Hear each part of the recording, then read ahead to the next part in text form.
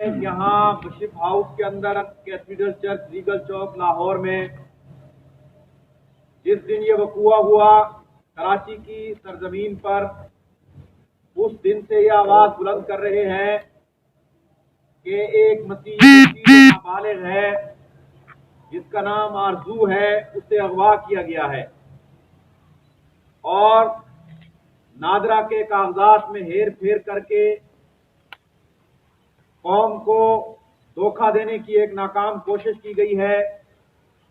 मजहबी रहनुमा हमेशा हक और सच के साथ खड़े हुए हैं और जिसके साथ भी जुल्म हुआ है, वो मुसलमान हो, मसीही हो, हिंदू हो, सिख हो, उसके साथ खड़े हुए हैं और उनकी फैमिली के साथ खड़े हुए हैं।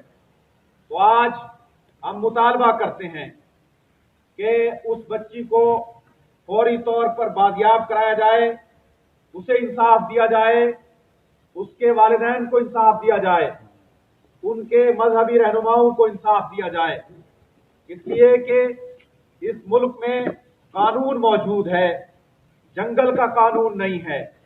हैरत होती है कि वहां पर हुकूमत पाकिस्तान पीपल्स पार्टी की है और उसका चेयरमैन बिलावल भुट्टो जरदारी भी अमन की भीख मांगता है।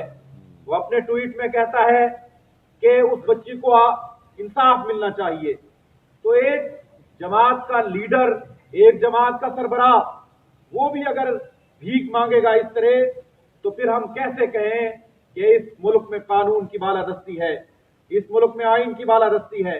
जिन लोगों ने आइन की धज्जियां बखेरी हैं, वो कानून के रखवाले या कानून के अंदर बैठे हुए हैं।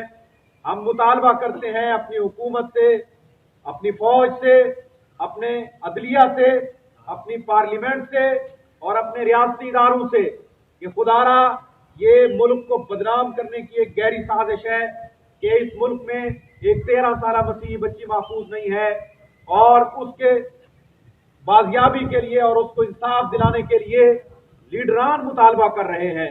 तो हम इस वाक़े की पुरजोर मजम्मत करते हैं। कौमी कमीशन बराए बैन मज़ाहिब मकालमा उस बच्ची के साथ खड़ा है, उस बच्ची की फैमिली के साथ खड़ा है और हमारी किसी भी किस्म की उनको जरूरत पड़ी माली एतबार से, कानूनी एतबार से, हम हर तरह उनके साथ ताउन करेंगे। आज यहाँ पर तमाम मकातब फिक्र के उलमा जमा हैं। ये सब उलमा का जमा होना इस बात की तायीद है कि हम उस आरजू बच्ची के साथ खड़े हैं और उसे इंसाफ दिलाकर रहेंगे।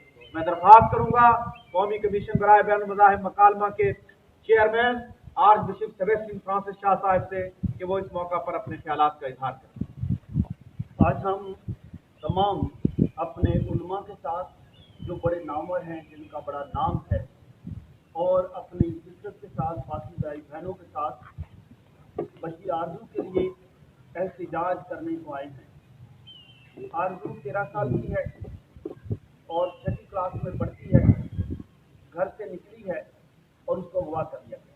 ये 13 अक्टूबर की बात है और उसका स्कूल सर्टिफिकेट, उसका जो जज का सर्टिफिकेट है यानी पैदाइश का, वो भी जाहिर करता है कि वो 13 साल की है।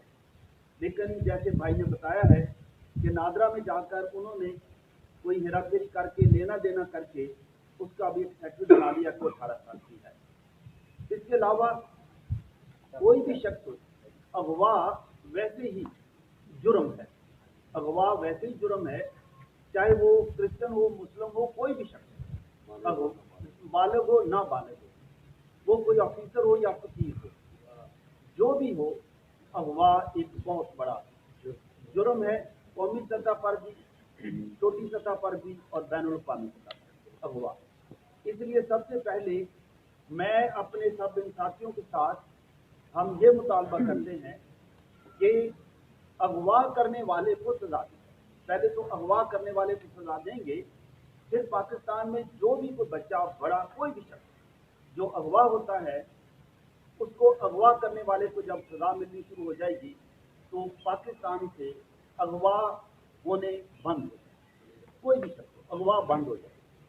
जब तक हम अगवा करने वाले को, चाहे वो बाअसर हो या उसका असर जितना भी हो, जब तक उसे सजा नहीं मिलेगी, ये अगवा के सिलसिले चलते रहेंगे। کبھی بچیاں گواہ ہوں گی، کبھی بچے گواہ ہوں گے، کبھی کوئی شخص ہوگا.